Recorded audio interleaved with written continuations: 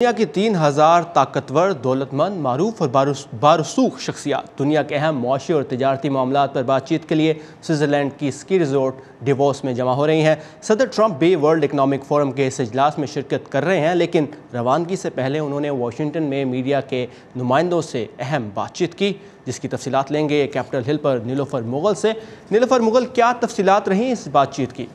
جی ثاقب، انہوں نے صحافیوں سے گفتگو کرتے ہوئے یہ کہا ہے کہ وہ 2016 میں امریکی انتخابات میں مبینہ روسی مداخلت کی تحقیقات کرنے والی جو ٹیم ہے اس کے سربراہ رابرٹ مولر سے حلفاً بات چیت کے لیے تیار ہیں، لیکن انہوں نے یہ کہا کہ اس کے لیے وہ اپنے وکلاء سے مشورہ کریں گے۔ ان کا یہ بھی کہنا تھا کہ وہ کسی بھی قسم کی اگر مزاحمت کریں گے تو اس سے انصاف کی راہ میں رکاوٹ خیال کیا جا سکتا ہے۔ دوسری جانب وائٹ ہاؤس کے جو وکیل ہیں ان کا یہ کہنا ہے کہ اس تحقیقاتی ٹیم اور امریکی صدر ڈونلڈ ٹرمپ کے درمیان جو ملاقات کا فریم ورک ہے وہ ابھی طے کیا جا رہا ہے۔ یہ تو تھے اندرونی حالات اور اندرونی چیلنجز، جیسے آپ نے کہا کہ امریکی صدر ڈیووس جا رہے ہیں، وہاں پر بھی انہیں کچھ چیلنجز کا سامنا ہے، جیسے کہ فری ٹریڈ اور گلوبلائزیشن۔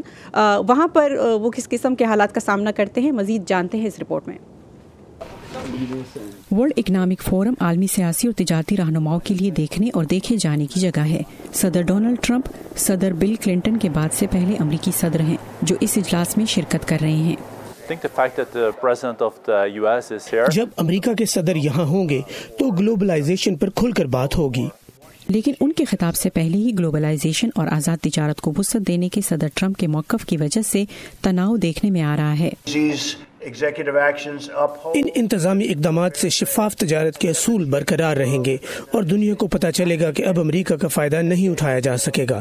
منگل کو فورم سے اپنے ابتدائی خطاب میں بھارتی وزیر اعظم نریندر مودی نے صدر ٹرمپ سے مختلف بات کہی۔ گلوبلائزیشن کے خلاف پروٹیکشن عزم کو تحفظ دینے کی خواہش مند طاقتیں سر اٹھا رہی ہیں۔ ان کا مقصد نہ صرف گلوبلائزیشن کو روکنا ہے بلکہ اس کے قدرتی بہاؤ کا رخ بدلنا ہے۔ ایسے ہی جذبات امریکہ کے کئی یورپی اتحادیوں اور چین اور جاپان جیسی بڑی عالمی معیشتوں کے بھی ہیں۔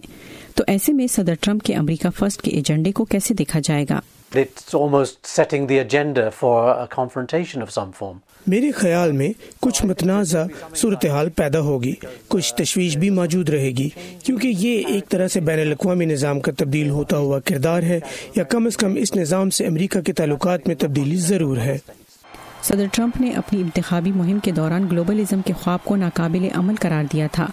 اب وہ جن پیغامات کے ساتھ گلوبلزم کا مرکز سمجھے جانے والے شہر ڈیووس جا رہے ہیں، ممکن ہے ان کے بہت سے اتحادی رہنما انہیں سننا نہ چاہتے ہوں۔